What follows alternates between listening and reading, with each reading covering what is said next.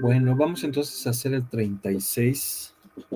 Está bastante interesante, sin embargo, te voy a tener que explicar algunas cosas. Fíjate que es 25 logaritmo base, no, 25 a la logaritmo base 5 de 8. ¿Sí?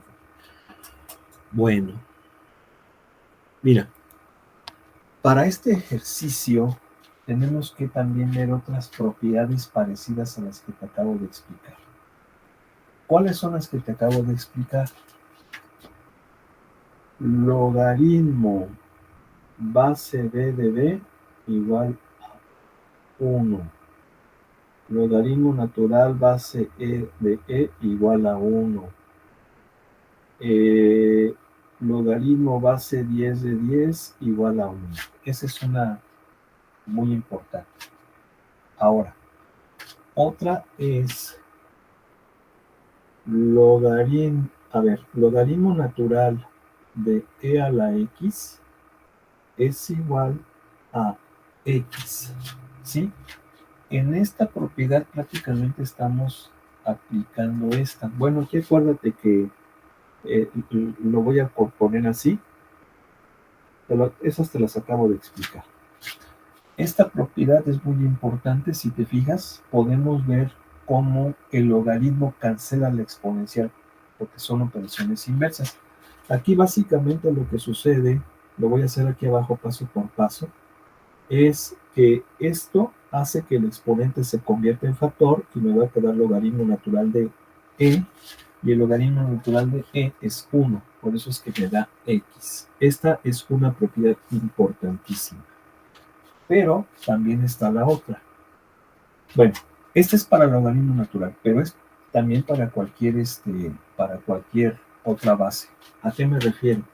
Por ejemplo, logaritmo base a de b, perdón, logaritmo base a de a la x es x. ¿Sí? ¿Por qué? Pues por las mismas propiedades. Ahora te lo voy a explicar de otra forma diferente para que lo entiendas. Acuérdate que al hacer esta operación, lo que estoy encontrando es el exponente al cual debe de estar elevado a para que me dé este resultado. Y si te fijas, a la x es a la x. ¿Sí? Lo importante que quiero que veas es cómo logaritmo cancela a la exponencial. Aquí es para base a, aquí es para base e. Y lo mismo pues sucede, por ejemplo, con los logaritmos decimales, que también se les conoce como vulgares. Logaritmo 10, base 10 de 10 a la x, pues es x. Bien. Fíjate cómo aquí es logaritmo de exponencial. ¿Qué pasa si ahora es exponencial de logaritmo? O sea, e a la logaritmo de x. Bueno, pues esto es lógico que va a ser x, porque son funciones inversas.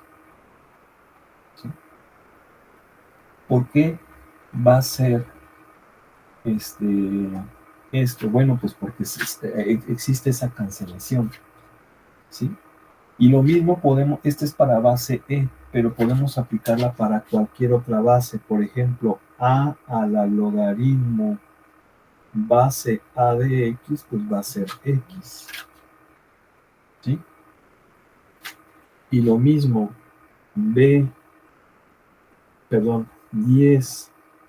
a la logaritmo de x es x. Acuérdate que si yo nada más le pongo log, se sobreentiende que es base 10. Sin embargo, ya hemos estado diciendo que algunos softwares de computadora, como por ejemplo el Matemática, que es el que nosotros utilizamos, log no es logaritmo decimal, sino logaritmo natural. Esa es una de las cuestiones que tiene por lo menos el software de Matemática. Pero esas cosas, pues, ya las entiendes porque ya te las expliqué y tú eres muy inteligente. Muy bien. Ahora, fíjense bien, vamos a razonar un poquito esto. Donde se puede entender un poquito mejor es en la logaritmo de cualquier base. Si tú recuerdas,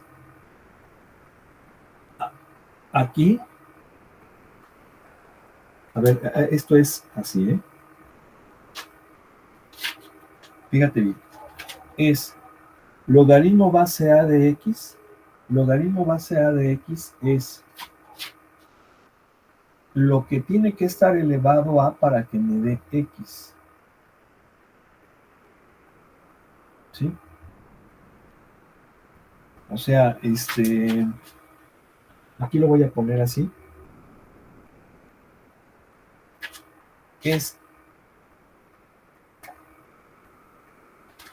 Vamos a analizar esta parte. Logaritmo base A de X es un número. Un número que le voy a llamar, por ejemplo, Y. ¿Sí? Pero una cosa muy importante, recuerda que este es el exponente. Este es el exponente al cual debe de estar elevado a para que me dé X. ¿Sí? Bien. Entonces, esta operación la voy a analizar así. A ver, a la esto me va a dar el exponente al cual tiene que estar elevado a para que me dé X. Ahí está. Fíjate. Va de nuevo. Fíjate cómo estoy analizando el puro exponente que es el logaritmo. Logaritmo, o sea, el puro exponente. Logaritmo base A de X, ¿qué significa? Bueno, significa que estoy buscando el exponente al cual debe de estar elevado a para que me dé X. Y ese exponente le voy a llamar Y.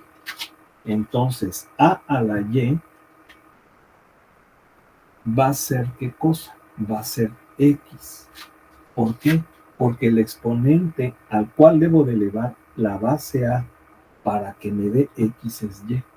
Por eso es que de esa forma podemos demostrar esta operación y observa cómo esta y esta son la misma. ¿Sí? Entonces la voy a aplicar esa en esta operación. No las voy a borrar, fíjate cómo lo vamos a hacer. Ya más o menos veo que como que se parecen a estas. Obviamente, esta es la buena. ¿Por qué? Porque aquí tengo base 5. Bien, pero hay otra cosa importante. Yo estoy elevando 25 a esta función logarítmica, bueno, a ese logaritmo de base 5. Y yo sé que 25 es 5 al cuadrado. Entonces esto lo puedo poner así, 5 al cuadrado elevado a la logaritmo base 5 de 8. Y luego, ¿qué puedo hacer? Aplico propiedades de los exponentes y yo sé que esto va a ser 5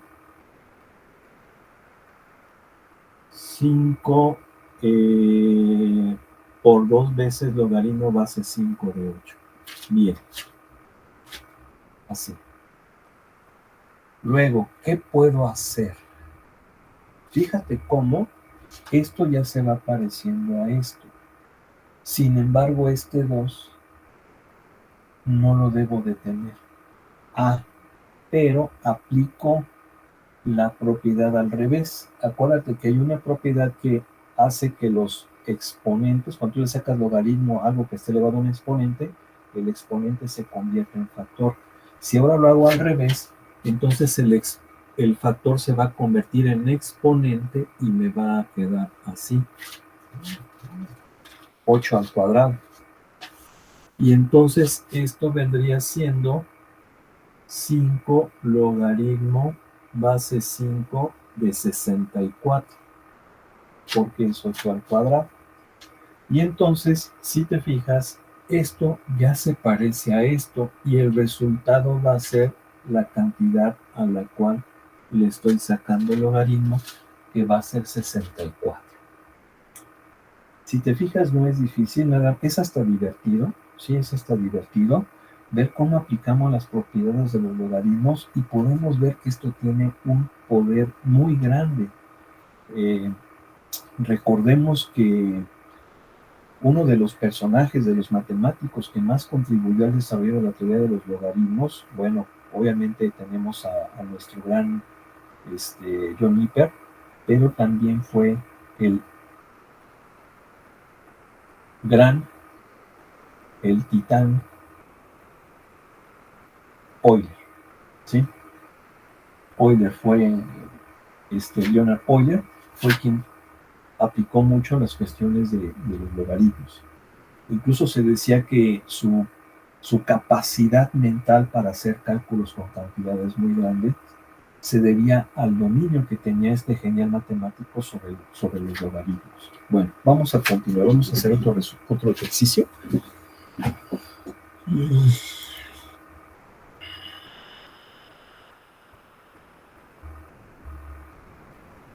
Vamos a hacer finalmente el 38.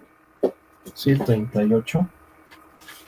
Voy a borrarlo nada más lo de aquí arriba para que pues esto lo podamos seguramente seguir utilizando.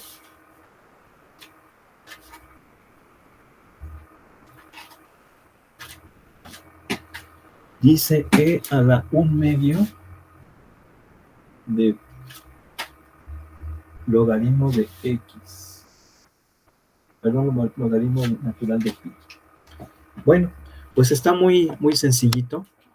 De hecho, está muy sencillito dado que ya resolvimos el anterior. Te darás cuenta que ahora esto se parece a esto. Entonces, ¿qué es lo que vamos a hacer? Bueno, pues inmediatamente observamos que vamos a utilizar esta propiedad, pero ¿qué hay que hacer con este factor? No lo tengo aquí. Bueno, pues aplicamos la propiedad al revés, ¿verdad? Y convertimos ese factor en exponente, ¿verdad? ¿Sí? Acuérdate que esa propiedad que estoy explicando es esta. Logaritmo base a de b a la x es igual a x logaritmo base a de b, ¿sí? Ese es para el logaritmo de cualquier base. Si es, por ejemplo, para el logaritmo natural, pues sería así, ¿vale? Es exactamente lo mismo. Ok. Nada más que fíjate que le estoy aplicando al revés, o sea, de aquí me voy para allá. Perdón, de acá me voy para acá. Y luego, ¿qué sucede? Que aquí está, como la exponencial natural y la logaritmo natural son inversas, como que se cancelarían y me va a quedar pi a la 1/2. Ahí está. Entonces, si te fijas, esto es muy sencillo. Bueno, vamos a continuar. Voy a volver a presentar.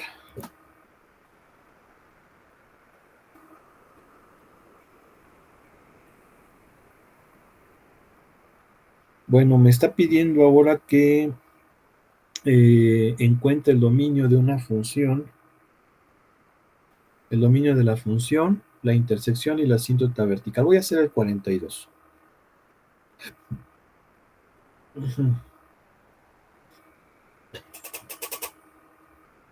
A ver, vamos a ver rápidamente.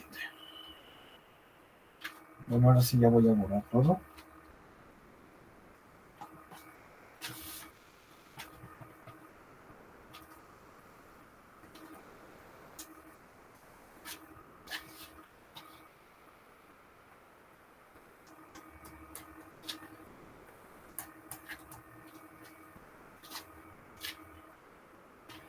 Y nos dice que es f de x igual a 1 más logaritmo natural de x menos 2. Bien. Nos pide que encontremos el dominio, encontremos la intersección y la asíntota vertical de la gráfica y aparte que la tracemos. Bueno. Vamos a encontrar primero el dominio. Una cosa muy importante, aquí ya empezamos con cosas interesantes.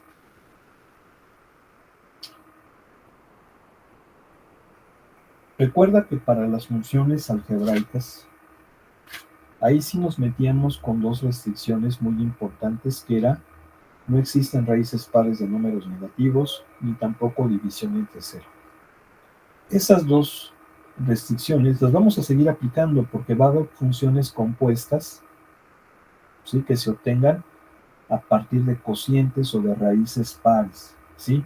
Bien, pero aparte de esas dos restricciones, tenemos que conocer las restricciones de las funciones en sí mismas. Recuerda que las funciones trigonométricas, seno y coseno, su dominio son todos los reales. ¿Sí? Bien. La función tangente, su dominio son todos los reales excepto los múltiplos impares positivos y negativos de pi medios. ¿Sí? Bien. El dominio de las funciones exponenciales son todos los reales. Se extendía, tanto si era exponencial positiva como exponencial negativa. Y el dominio de las funciones logarítmicas son todos los números mayores que 0. ¿Sí? Todo a lo que le vayas a sacar tu logaritmo, sea de cualquier base, independientemente si es decimal, si es natural, si es de cualquier base, su dominio van a ser los números mayores que 0. Por lo tanto, si yo le voy a sacar logaritmo a esta cosa, a x menos 2, tengo que asegurarme que x menos 2 sea mayor que 0. Oh, bien. Ya hicimos incluso hasta la grafiquita. Y dijimos que era la asíntota vertical en D. Obviamente cuando no estaba desplazada, no había sufrido o experimentado alguna transformación. Aquí sí hay transformaciones. Si te fijas, tenemos una transformación, bueno, un desplazamiento horizontal a la derecha y tenemos un desplazamiento vertical hacia la derecha. Entonces, de esa forma, x debe de ser mayor que 2. Significa que este logaritmo va a existir para números mayores que 2. Ese va a ser el dominio de la función. Todos los números mayores que 2. Bien. Luego me pide que encuentre la intersección con el eje X. ¿Cómo le hago para encontrar la intersección con el eje X? Hacemos la función 0. ¿Sí? Pues este es el inciso A. Inciso B, intersección con X. Hacemos la función 0. Y entonces hay que despejar a X de aquí. Bueno, lo voy a cambiar obviamente, ¿verdad? Pasa negativo. Ahora tengo que resolver esta ecuación logarítmica. ¿Cómo la resuelvo? Tengo que quitar el logaritmo. ¿Cómo quito logaritmo? Con la exponencial correspondiente aplicándola a ambos miembros. O sea, esto. ¿Sí? Y entonces yo sé que aquí la exponencial con el logaritmo se va a cancelar y me va a quedar así. Y entonces me va a dar este resultado. X es igual a e a la menos 1 más 2. ¿Qué es lo que acabo de hacer? Encontrar la abscisa del punto donde la gráfica corta el eje X. No la voy a evaluar. ¿Por qué no la voy a evaluar? Porque esto es un número irracional. La voy a dejar así, pero sí es importante que la ponga como punto. E a la menos 1 más 2, que es la abscisa, y la ordenada, ¿cuánto vale? Pues vale 0. Ahí está. Ese es el intercepto con el eje X. Luego me pide que encuentre la asíntota vertical. ¿Sí? Bien. ¿Dónde está la asíntota vertical? Bueno, pues muy fácil. Yo sé que el logaritmo de X tiene asíntota vertical en X igual a 0. Es decir, donde se haga 0 a lo que le estoy sacando el logaritmo, ahí va a estar la asíntota vertical. Luego entonces, en mi función, que es esta, su asíntota vertical va a ser en X igual a 2. Este 1 no va a interferir para nada. ¿Por qué no va a interferir? Porque esto es un desplazamiento vertical. ¿Sí? No afecta nada. La asíntota vertical tiene que ver con los valores de X. ¿Vale? Entonces, por eso es en x igual a 2. Bien, y luego nos pide que hagamos la gráfica. Bueno, pues vamos a hacerla. Para ello, pues voy a hacer mi tabulación así medio chirris. Recuerda que solamente puedo darle valores mayores que 2, ¿sí? Entonces, voy a darle, por ejemplo, el 2.5, le voy a dar el 3, el 4, el 5, ¿sí? Le voy a dar esos valores. Tú vas a obtener estos valores de aquí, ¿sí? Lo vas a hacer con tu calculadora, ¿sí? Yo lo voy a hacer con el matemático, porque pues bueno, si estoy calculando como que no, aquí. Entonces tú vas a hacer esta tablita y vas a hacer la gráfica. Yo la voy a hacer ahorita con el matemática y vamos a demostrar que todo lo que obtuvimos es correcto. A ver. Vamos a abrir matemática.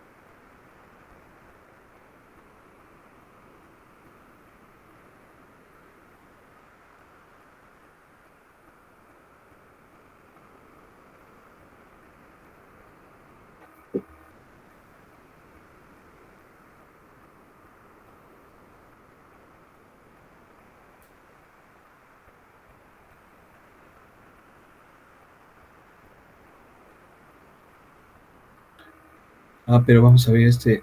A ver. Ok. Creo que no estoy compartiendo. Si no, vamos a compartir.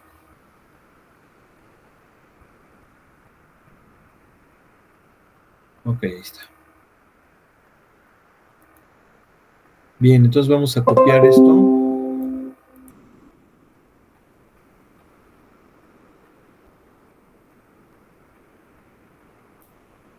Ok.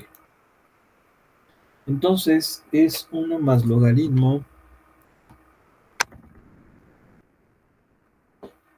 1 más. Recuerda que ya dijimos que el matemática logaritmo es este. Logaritmo natural. Sí, fíjate. Este es logaritmo natural para matemática. De x menos 2. Y vamos a graficar de menos 5 a 5. Ya sé que la función existe para valores mayores de 2, pero pues, obviamente iba a poner nada.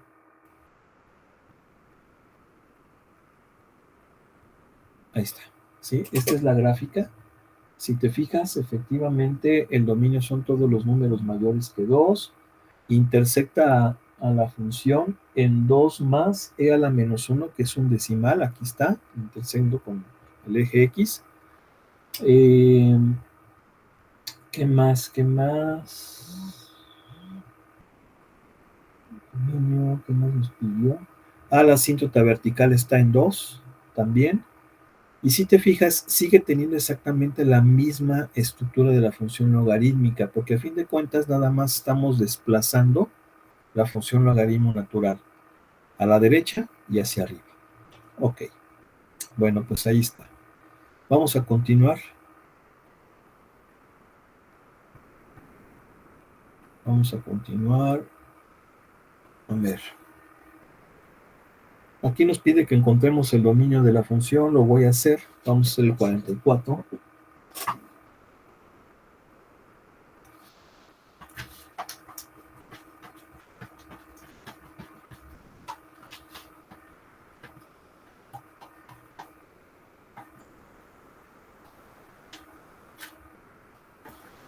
Dice f de x igual al logaritmo natural de x cuadrada menos 2x. Bueno, ¿cómo lo vamos a resolver? Bueno, pues ya vimos que la función logaritmo natural solamente existe para los números mayores que 0. Entonces, esto tiene que ser mayor que 0. Ok, es una desigualdad cuadrática, de esas que ya estuvimos resolviendo al inicio del curso. ¿Cómo era como le hacíamos? Bueno, pues si te acuerdas, la forma en cómo yo les recomendaba era que encontráramos los extremos del intervalo solución, del posible intervalo solución, resolviendo la ecuación asociada a esta desigualdad. Bien, hacemos eso. Resolvemos por factorización. Y entonces las raíces son el 0 y el 2. Entonces vamos a ver. Ahí está. Bueno, recuerda que la forma más sencilla es, esta es la desigualdad que quiero resolver, pero la voy a poner ya factorizada. O sea que si la pongo en forma factorizada va a ser así. ¿Para qué? Para analizar nada más los cambios de signo de los factores. Y de esa forma puedo obtener fácilmente el signo del producto. Entonces, para cualquier número menor que 0, este factor va a ser negativo y este también va a ser negativo. El resultado va a ser positivo. ¿Sí? El resultado va a ser positivo, por lo tanto lo cumple. Ok. Luego, cualquier número entre 0 y 2 va a hacer que el primer factor sea positivo, pero el segundo sea negativo. Por lo tanto, el resultado es menor que 0 y ese no lo coge. Bien, tercer intervalo. Primer factor va a ser positivo, el segundo positivo, esto va a ser positivo, este sí lo coge. ¿Cogemos los extremos? No. ¿Por qué? Porque no puede valer 0 esa cantidad y ya sabemos que ahí están las raíces de la ecuación cuadrática. Esto quiere decir que el dominio son todos los números menores que 0 unión los números mayores que 2. Lo podemos poner así, lo podemos poner en forma de par ordenado, como gustes. Bien, vamos a hacer la gráfica. Vamos a hacer la gráfica para que comprobemos nuestro resultado. Y la voy a hacer nuevamente con el matemática.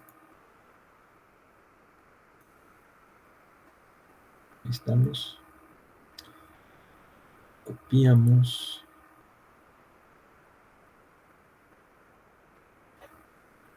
Y es logaritmo natural de x cuadrada menos 2x. X cuadrada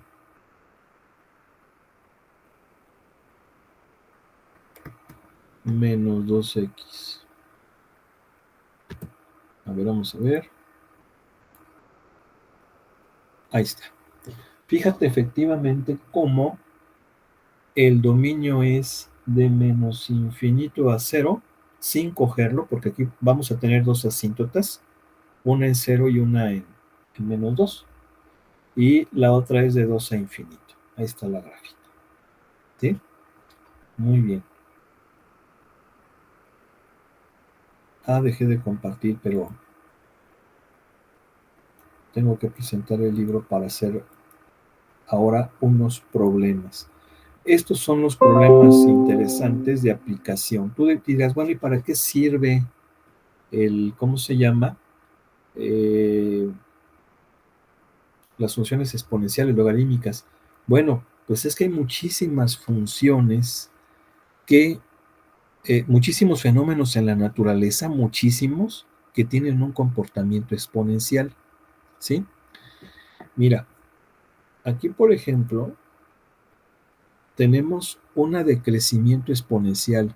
Déjame decirte que existen poblaciones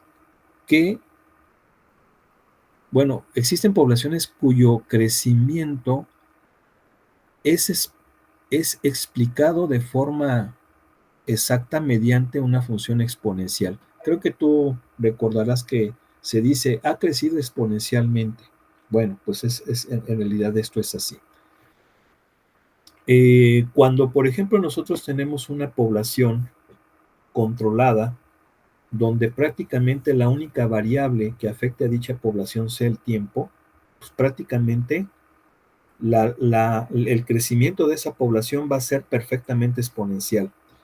Eh, ¿A qué me refiero con poblaciones muy controladas? Bueno, donde, por ejemplo, no interfieran enfermedades, no interfiera, por ejemplo, guerras, no ocurran desastres que en un momento dado puedan afectar a una población. En el caso de una población humana esto es un poco complicado.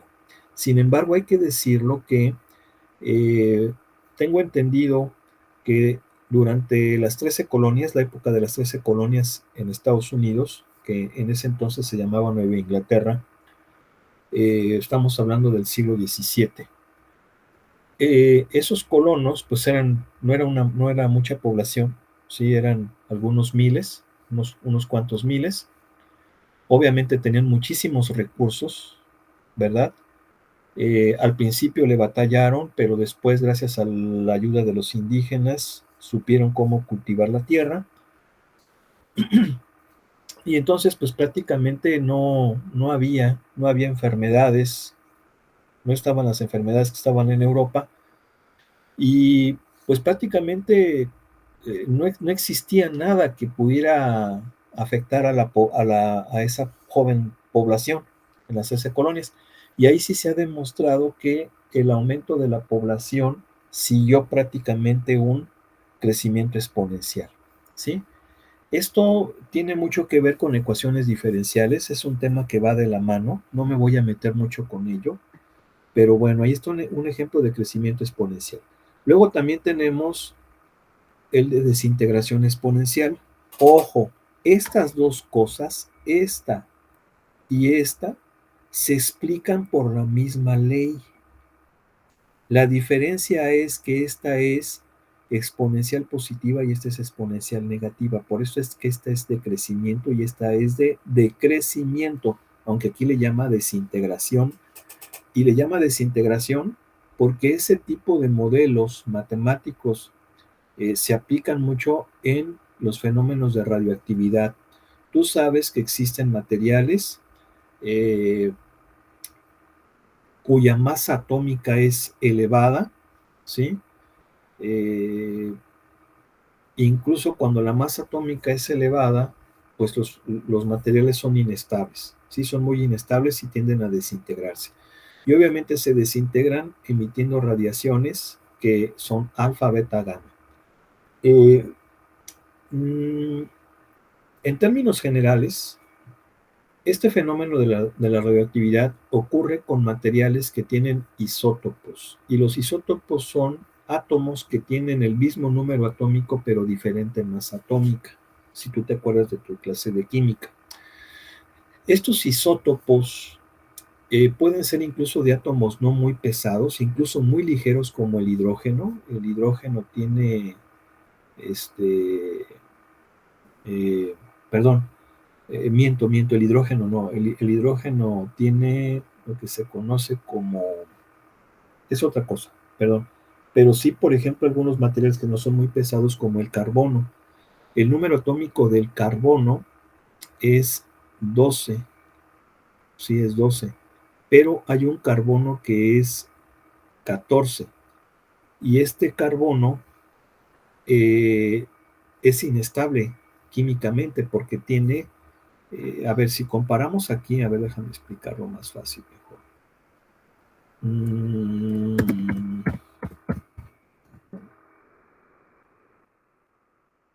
Mira, aquí está. Dice, elemento químico, número atómico 6 y la masa atómica es 12, ¿sí? O sea, el número atómico del carbono es 6 y tiene masa atómica 12. Generalmente, la masa atómica, recuerda que es la suma de los protones y los neutrones. Y para que exista estabilidad química, el número de neutrones tiene que ser casi parecido al número de protones. Obviamente, el número de protones va a ser igual al de electrones para que el material sea eléctricamente neutro, el átomo sea eléctricamente neutro. Bien.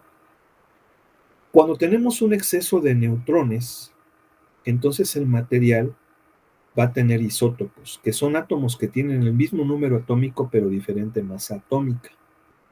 Y al tener un exceso de neutrones, esos átomos son químicamente muy inestables. Y el carbono es un átomo, es un elemento que tiene un isótopo que es el carbono 14. Es decir, su número atómico sigue siendo 6, pero tiene 2 neutrones de más, porque la masa atómica del carbono normal es 12, pero el carbono 14 es 14. Sí tiene un exceso en su masa atómica. Es inestable. ¿Qué es lo que va a pasar con el carbono 14? Que obviamente va a ser radioactivo, ¿sí? Esa inestabilidad se va a expresar en forma de radioactividad y después de determinado tiempo que emite esa radiación se va a convertir en carbono 12, el cual es estable, ¿sí? Y eso es lo que ocurre con los materiales radioactivos. Pues bien, lo mismo sucede con átomos más pesados, como por ejemplo el uranio, como por ejemplo el plutonio, el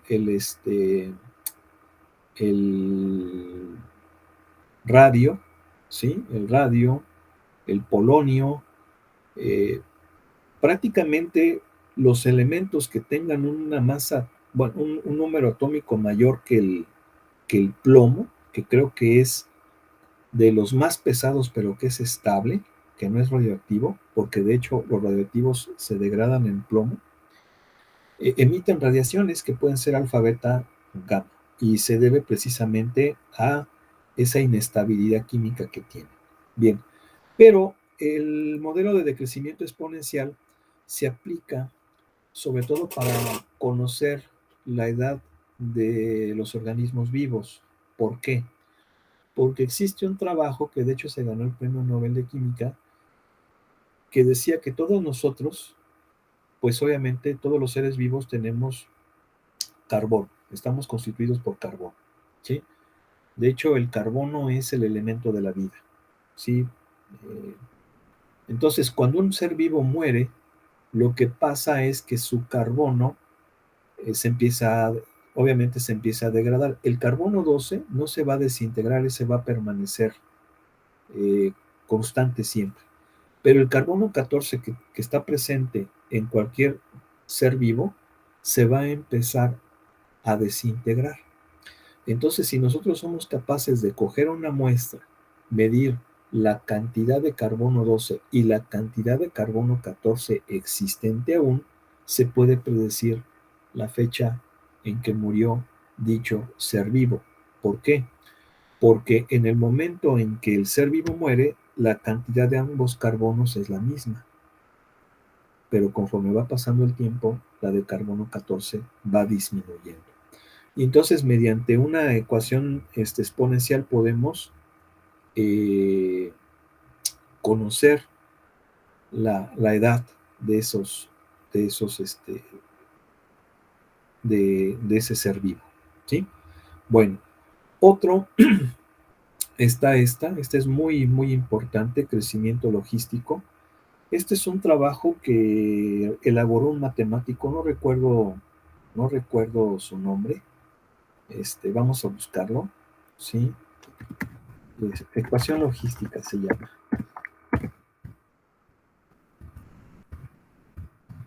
Ecuación logística. Vamos a... Aquí está lo de la ecuación logística.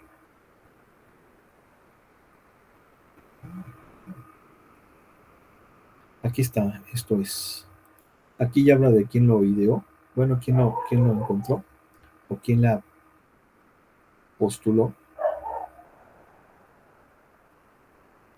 Dice, crecimiento poblacional infinito, ecuación logística, Verhulst contra Malthus.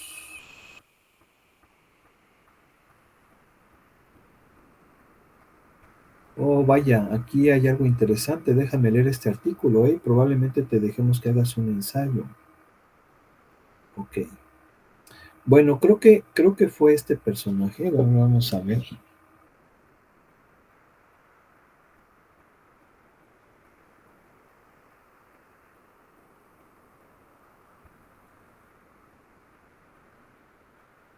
A ver, creo que fue este personaje el que descubrió la ecuación. Y vamos a ponerle aquí.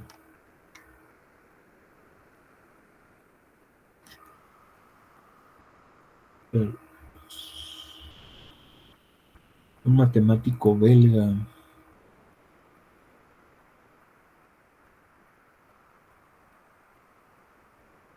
El descubridor de la función logística. Ok, sí es este. Sí es este. Es Pierre-François Verhulst. Bien, este matemático fue el que dio esta ecuación que se llama ecuación logística y es muy importante porque ya te había comentado yo que la función exponencial se puede aplicar para describir el comportamiento de poblaciones muy controladas, ¿sí? Obviamente esto limita muchísimo el tipo de población en el cual se puede aplicar. Pues bien, la ecuación logística, que es esta, sí se puede aplicar casi a cualquier tipo de población, como es la población humana, como es una población de animales, como es una población de cualquier ser vivo, prácticamente, ¿sí? Porque aquí sí se consideran varios parámetros que van a influir en el crecimiento de esa población. E incluso ha estado últimamente muy de moda, sobre todo por la cuestión de cierto tipo de enfermedades, ¿sí? Esta ecuación nos permite conocer, por ejemplo, cuántas personas tendremos infectadas en cierto periodo de tiempo y variando, por ejemplo, algunos parámetros, conocer si en cierto tiempo la cantidad puede aumentar o puede disminuir. Es decir, es una ecuación que tiene aplicaciones en muchísimas cosas, pero que se ha aplicado mucho para explicar contagios, por ejemplo, de enfermedades, ¿sí? Entonces, pues bueno, esto lo hace muy importante. Y finalmente tenemos la ley de enfriamiento de Newton. Esta ley la descubre Newton. Y hay que decir aquí que esto tiene una naturaleza dual, ¿eh? Por ejemplo, estamos diciendo que es enfriamiento de Newton, pero es enfriamiento cuando es exponencial negativa. Si fuera exponencial negativa sería ley de calentamiento de Newton. Aunque por ahí este comportamiento dual, algunos personajes pues suelen decirlo de que pues es la ausencia de calor, el frío, ¿no? O sea, vamos, el frío como tal no existe, sino que es una ausencia de calor. Pues bien, hay que decir que el fenómeno de transmisión de calor se da por tres principales formas, que son contacto, radiación y por convección, ¿sí? Y cada una de estas tres formas de transmitir el calor tiene su propia ecuación. Por ejemplo, la, este, en forma de radiación está explicada por la ecuación de Stephen-Boltzmann. La transmisión de calor por conducción se explica mediante la ley de Fourier y por convección se aplica la ley de enfriamiento de Newton, ¿sí? Entonces, bueno, vamos a dejar este tema aquí, porque aquí sí yo te voy a pedir que me digas después cuál problema quieres que hagamos. Estos problemas son fascinantes, son muy interesantes, ¿sí? Ya más o menos te los platiqué y te voy a explicar uno en clase. Recuerda que esta clase corresponde a la ocasión cuando no teníamos conexión. Yo quería explicarte un ejercicio, pero voy a darles oportunidades a ustedes de que decidan cuál quieren que hagamos. Entonces, vamos a dejarle aquí y te mando un abrazo y Dios mediante nos vemos muy pronto. Saludos.